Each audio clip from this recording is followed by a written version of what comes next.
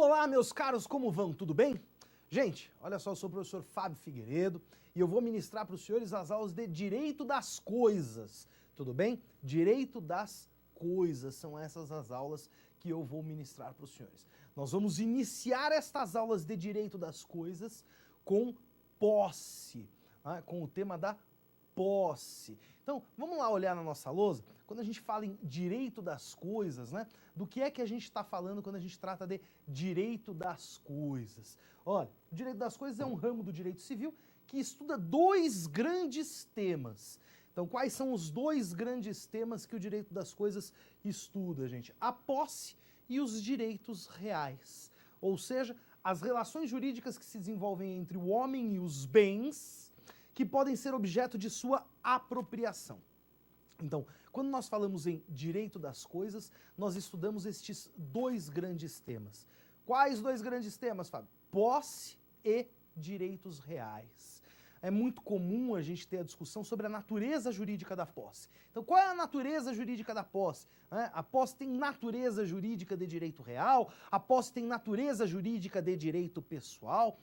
Larga discussão sobre este tema na doutrina. Vocês pegarem lá o José Carlos Moreira Alves, tem lá os dois tratados, os estudos dogmáticos da posse, né, a tratar da natureza jurídica deste instituto, que na visão deste professor é o mais complexo de todos os institutos em direito, mais complexo de todos eles. Então, quando nós falamos em posse, nós estamos falando em verdade de um fato que tende a desembocar em um direito, que é o direito de propriedade. Evidentemente, isto pode ocorrer, não ocorre necessariamente, mas pode ocorrer, haja visto o Instituto da Uso Capião. Tudo bem, gente? Nós vamos tratar disso, vamos ver isso mais à frente. Tudo bem? Então vamos seguir aí no estudo da posse.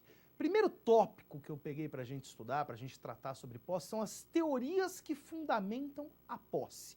Quais são as teorias que fundamentam a posse? Pois bem, quando a gente fala em teorias que fundamentam a posse, nós temos lá como a primeira teoria possessória, a primeira teoria que fundamenta a posse, a teoria objetiva que é de Hering.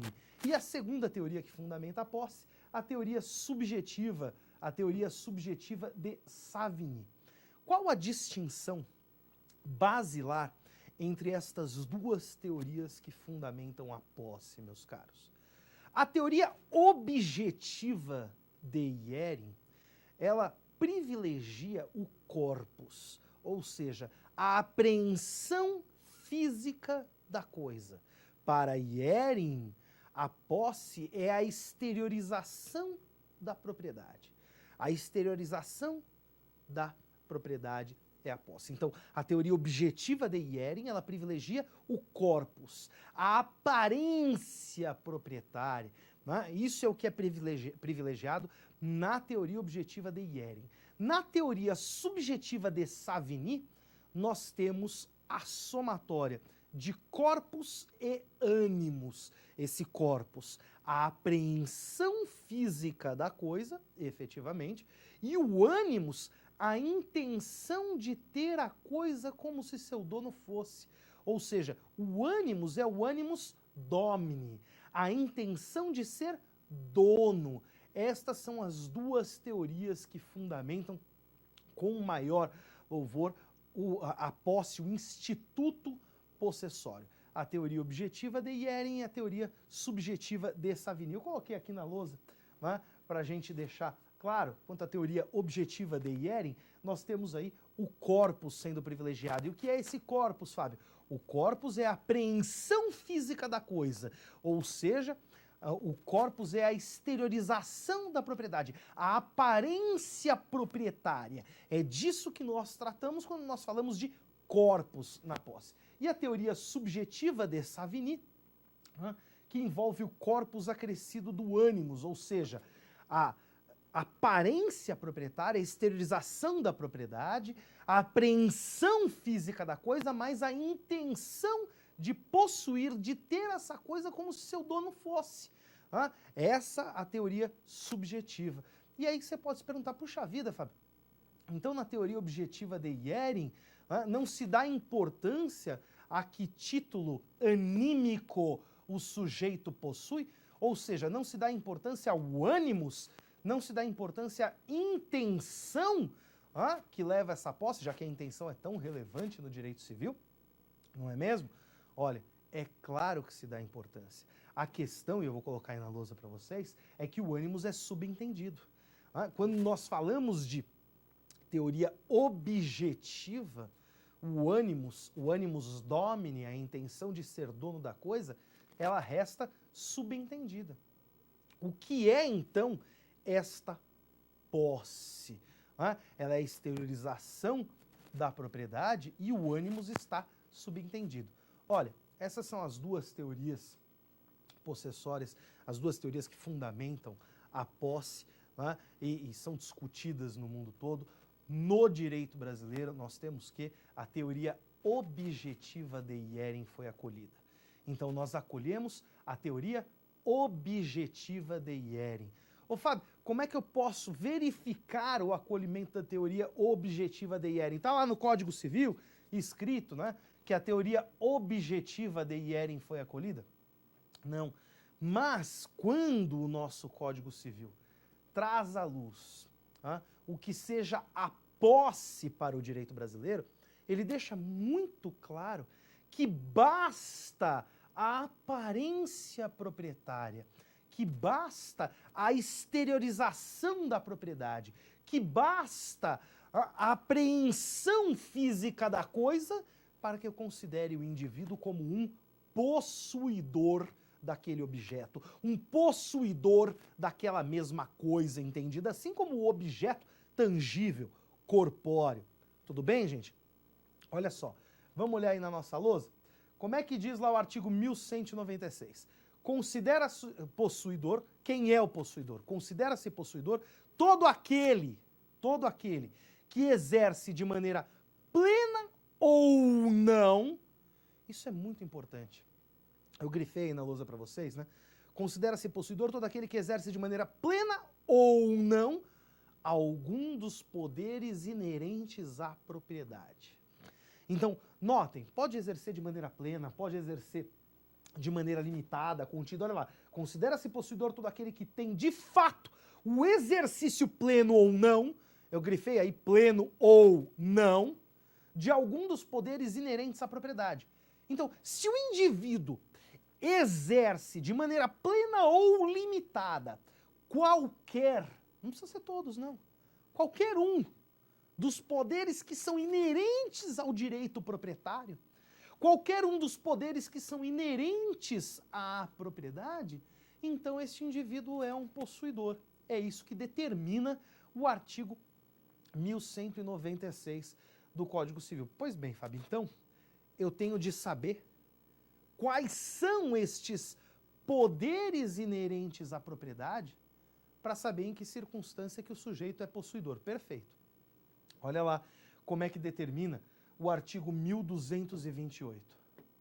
O proprietário tem a faculdade de usar, gozar e dispor da coisa. Então até aqui a gente já sabe que são sim poderes proprietários as faculdades de usar, gozar e dispor da coisa, e o direito de reavê-la do poder de quem quer que injustamente a possua ou detenha. Quando nós dizemos que o proprietário tem o direito de usar, gozar, dispor e reaver a coisa, nós estamos elencando os poderes proprietários. O que é que o proprietário pode fazer? Ele pode usar a coisa, ele pode gozar ou fruir da coisa, ele pode dispor da coisa e ele pode reaver a coisa. Então ele tem pelo menos 4 poderes proprietários básicos: usar, gozar, dispor e reaver. Lembra desse reaver aqui, que é o direito de sequela. Muitas vezes cai nos concursos como direito de sequela. Como assim, Fábio, direito de sequela? É o direito que tem o proprietário de buscar a coisa de quem quer que a detenha injustamente. A gente vai falar mais pra frente disso lá no direito de propriedade, mas é o tal do resu bicunxit pro domino suo clamate, a coisa onde quer que esteja, roga pelo seu dono. O dono tem o direito, ele tem a faculdade, como determina o 1228, de usar, gozar, dispor e reaver. Notem, o artigo 1196 do Código Civil já determinou quem é possuidor. O que é que disse o 1196? Vocês estão vendo aí? O 1196 foi lá e determinou. Considera-se possuidor todo aquele que exerce de fato, de maneira plena ou não. Ou seja, todo aquele que exerce em plenitude ou de modo limitado algum dos poderes inerentes à propriedade. Alguma das faculdades inerentes à propriedade, evidentemente, porque são os poderes proprietários. Então, se o indivíduo exerce qualquer dos poderes inerentes à propriedade, de maneira plena ou limitada, ele é possuidor. Fábio, quem é então o possuidor? Vamos lá na nossa lousa? É possuidor aquele que usa, aquele que goza ou frui, aquele que dispõe e aquele que pode reaver a coisa. Se o indivíduo tem só a faculdade ou o direito de usar, ainda que de modo limitado, ele é possuidor. Se o indivíduo tem só a faculdade, o direito de gozar ou fruir da coisa, vale dizer, ainda que de modo limitado, ele é possuidor. Se o indivíduo só pode dispor da coisa, ainda que de modo limitado, ele é possuidor. E se o indivíduo só pode reaver a coisa, ele é possuidor. Isso significa que nós temos, evidentemente, nós vamos notar isso na classificação da posse, gradações possessórias. Olha só, tem uma figura aí que é sempre muito discutida, que é a figura do mero detentor. Nós vamos tratar disso, tá? Na classificação da posse. Mas só para a gente compreender. Então, eu compro um automóvel e deixo com o meu motorista. Eu contrato um motorista e esse sujeito dirige o meu automóvel, é ele que usa meu automóvel.